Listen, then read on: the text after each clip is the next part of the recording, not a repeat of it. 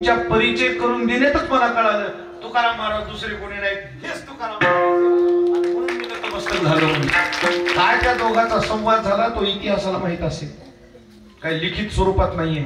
काय संवाद झाला असेल, काय लोक दोघांचे डोळे भरून आले असतील, काय कडकडून मिठी मारली असेल, काय छत्रपती शिवाजी महाराज तुकाराम महाराज आनंदित झाले असतील आणि तिथं तुकाराम महाराजांना काय आशीर्वाद दिला असेल तुम्ही शब्दात नाही वर्णन करू शकत. पण नतमस्तक झाले राजे तुकाराम महाराजांच्या पाया पडायला आले आणि तिथून जे बळ मिळालं, तिथून जे आशीर्वाद मिळाला, तो आशीर्वाद अलौकिक आहे, मला शब्दात नाही वर्णन करता येत. विठाला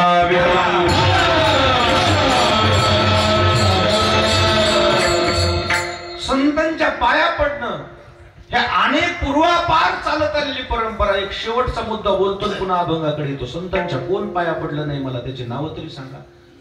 संतांच्या परमात्मा पाया पडला, संतांच्या राक्षस पाया पडली आणि संतांच्या मानव जात पाया पडली.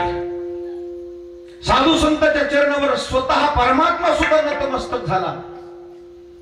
प्रत्यक्ष भगवान पांडुरंग परमात्म्यानं नामदेव महाराजांच्या तीर्थयात्रेच्या माऊंग्याच्या दरम्यान नामदेव महाराज गावभर आमंत्रण देऊ लागले, आवतन देऊ लागले जेवायचे, आणि पांडुरंग परमात्मा झोप घेऊ लागला. काय करू लागले पांडुरंग परमात्मा? नामदेव महाराजांच्या पायाखालची माती आपल्या कपाळाला लावू लागले. माझा नामा तीर्थयात्रा करून आलाय, काय त्याच्या भाग्याचं वर्णन करू म्हणून पायाखालची माती कपाळाला जो पांडुरंग परमात्मा लावतो हे दर्शन नाही तर काय.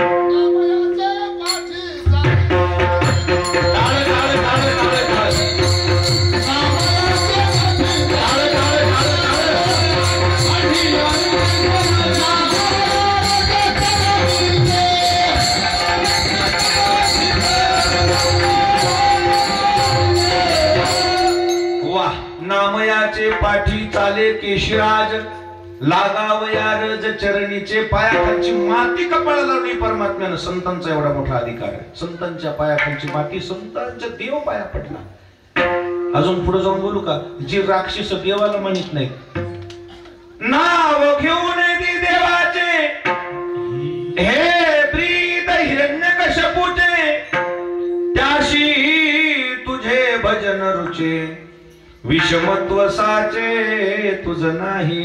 ज्या हिरण्यकश्यपूच्या कायद्यात तरतूद होती देवाचं नाव घ्यायचं नाही, आणि जर घेतलं तर तो जेल करायचा, शिक्षा द्यायचा. तो हिरण्यकश्यपू देवर्षी नारद आला की असे काय टाकायचं, फुलं टाकायचा, आणि आपल्या सिंहासनावर नारदाला नेऊन बसवायचा आणि पाद्यपूजा करायची, दर्शन घ्यायचा. राक्षसही इथं झुकतात, इथं देवही झुकतो, इथं मानवही झुकतो. मग ज्या संतापुढे राक्षसानं झुकावं, ज्या संतापुढे मानवानं झुकावं, ज्या संतापुढे देवानं झुकावं, एवढा ज्या संतांचा अधिकार आहे असा विचारात घेऊन जगद्गुरु तुकोबराय म्हणजे मी इतरत्र काय करण्यापेक्षा ठरवून टाकलं की मी कोणाच्या पाया पडण्यापेक्षा काय करील, संतांच्या पाया पडेल. आणि म्हणून आज महाराज म्हणले श्री संताची माथा चरणावरी, माझं डोकं मी संतांच्या चरणावर ठेवलं. विठाला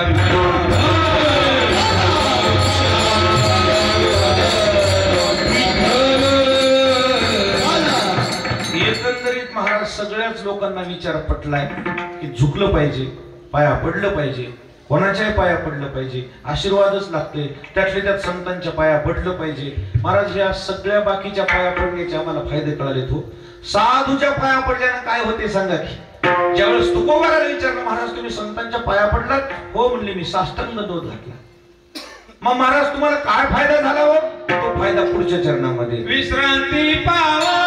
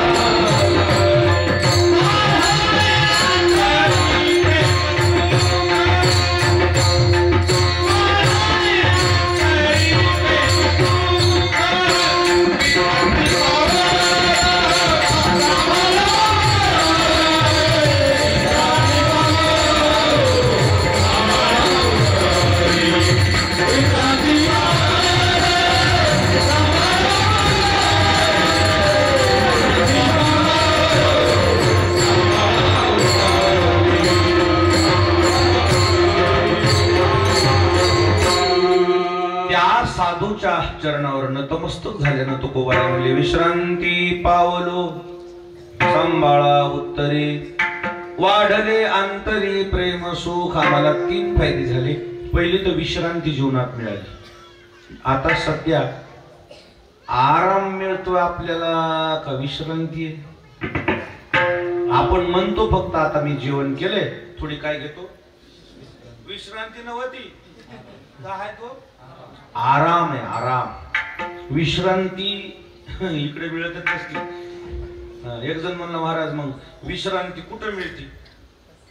विश्रांतीचं एकच ठिकाण आहे, विश्रांतीचा ठाव पायी संतांची. काय वेळे होती का देव? नामा म्हणे देवा, नामा म्हणे देवा,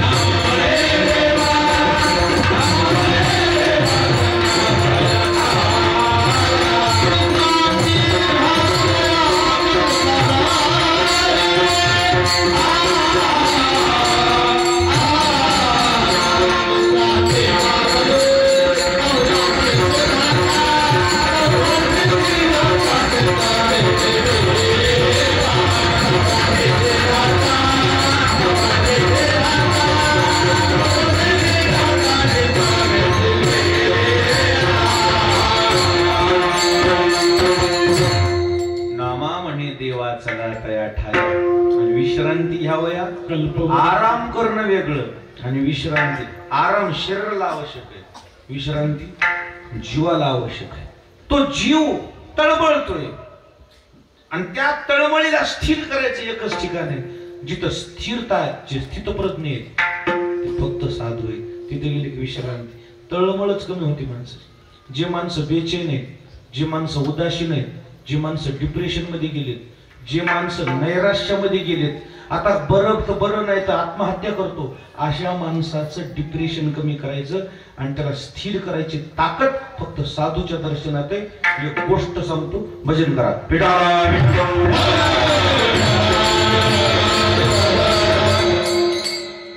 कर्नाटक मध्ये एक राजघराणं झालं. त्या राजाला 5-7 मुलीच होते. काय नाही, मुलगाच नाही. 5व्या 6व्या 7व्या गर्भाच्या वेळेस त्यांनी राणीला धमकी दिली, आता जर तुला मुलगी नाही, मुलगा जर नाही झाला ना, तुला एक कापतो. आणि झालेल्या कंसासारखं झालं की कोणासारखं झालं? अत्याचारच झाला. ती जी राणी होती ना, कशी झाली? वाळूनच गेली ना, धाकानं. दाशी जी हुशार होती, ती दाशी म्हणली, राणी साहेबा, लहान तोंडी मोठा घास घेऊन ये. तुम्हाला काय त्रास आहे सांगा की तुम्हाला माझी शपथ आहे. कधी कधी मला वाटतं मोठ्या माणसानं लहान माणसाला लय लहान समजित जाऊ नये. नाही समजित जाऊ, त्याला आपलं दुःख सांगितलं पाहिजे. कधी कधी लहान माणूस सुद्धा मोठ्या माणसाच्या काय, म्हणजे मोठाले माणसं